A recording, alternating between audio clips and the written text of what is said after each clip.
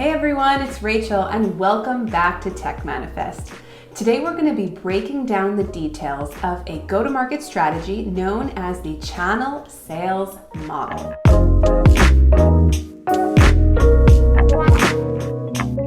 The channel sales model is relevant for anyone working in product marketing, growth, building a company, scaling a company, or even advising an organization that really wants to make a deeper impact in their market and grow revenue. I personally first learned about the sales channel strategy when I was a partner technical strategist in the greater Microsoft organization. For those who might think of Microsoft as kind of a legacy or dino company, just remember that in the past quarter alone, they netted over $16 billion.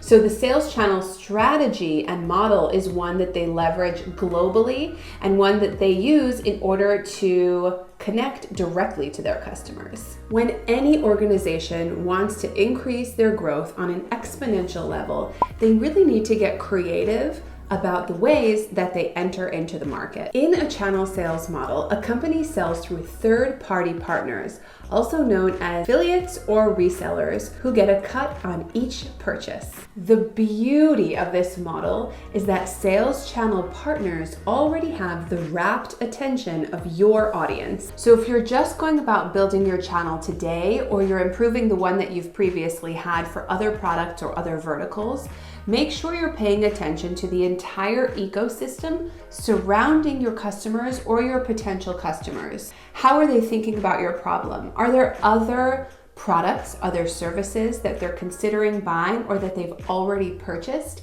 How does your story, your brand, and your product fit into that overall customer journey and life cycle? Now, once you go ahead and map this out, it'll become clearer how you can actually build out specific organizations or specific partners that can be the right match to build out your channel. In traditional sales models, the partner that you have is not employed by your company. The difference that they'll have in terms of their impact on your customer and even on your revenues depends on whether your product is a high touch or a low touch product. High touch and low touch products refer to the activation of those products themselves. So within a low touch activation, what this means is that your customers can very quickly and easily sign up for your product online and get going without any friction whatsoever. Within this context, your channel partner simply could be a referral partner for you. If they mention your product, talk about the benefits, and even talk about the reasons why it could be a right fit for that potential customer, it could essentially work as the top of the funnel or middle of the funnel nurturing process. Now let's dive into a high touch activation process. A high touch activation means that your product needs a lot more nurturing throughout the life cycle of actually getting your customer into the usage. There are typically two types of partners that can be involved in this type of channel. You could have a non-technical partner that's essentially acting as a referral in the top of the funnel or middle of the funnel for getting you more leads or even more really nurtured potential clients. If you have a more technical partner, what they can do on their end is not only refer your product to the potential customer, but they could also introduce your product alongside others. They can build out the scope, the architecture, and even the implementation of the product depending on their technical skill level. What this means for you as a company is that you can increase your net revenues by not necessarily employing people in-house to run those processes. At the end of the day, it means more impact and more money in the bank.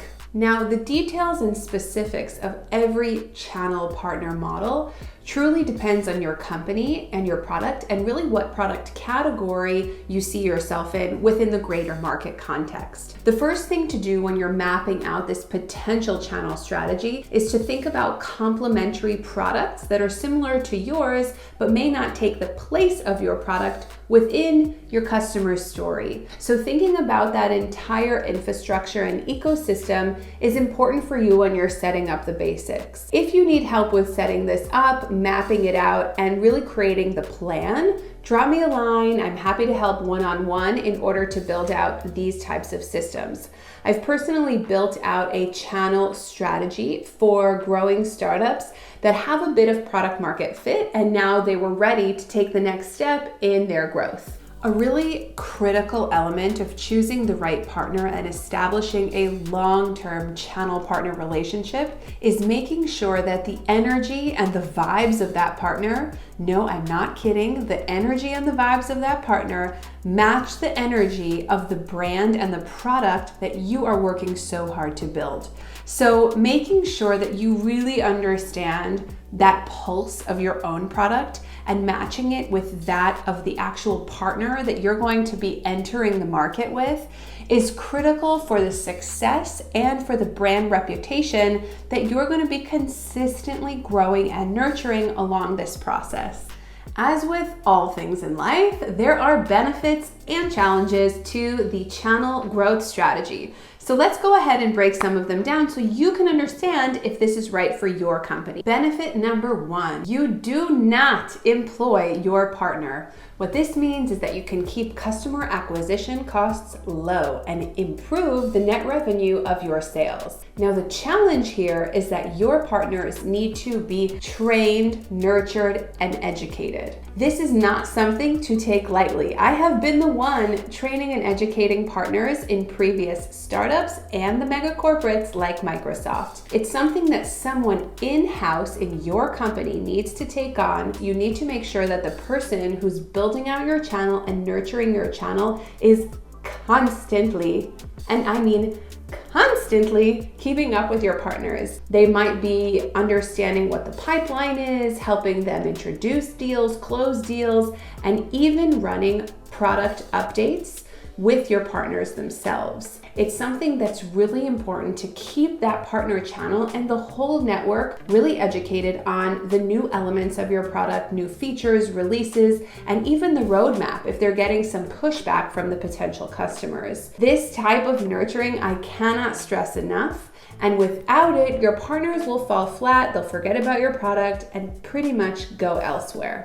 Another benefit to the channel sales model is that your partners already have built-in trust with your customers. So if you are a brand new brand and your customers have never heard of you, or you're introducing a new product or product category into the market, you can basically piggyback on the trust that your partners already have with their ideal customers, which are also yours. Now, the challenge herein lies in the fact that your partners are also responsible for maintaining brand integrity. If they do something that goes against the brand values that you have, you might also get burned in the process. So make sure that you are truly trusting the right people with this very delicate item that is your brand and your product. Working with channel partners in a B2B or a B2B scenario can be that magic sauce that helps you grow your brand and your product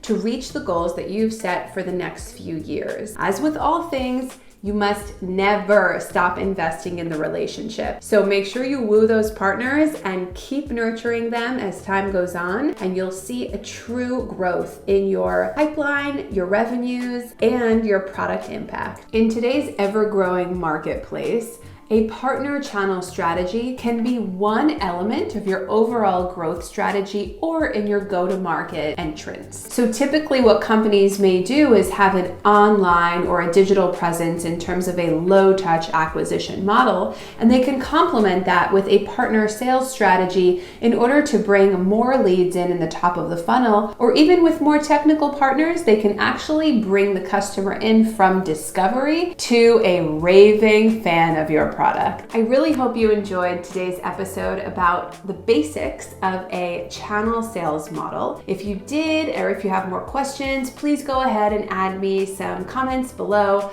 I'm really new to YouTube, so any information that you can share with me that you thought about this video would truly help. Also, if you could go ahead and hit that subscribe button. I know everyone says it, but it does help the YouTube algorithm, and it would really help me get this information in front of the right people and the right eyes that need to see it. Thanks a lot for tuning in, and I will see you on the next one.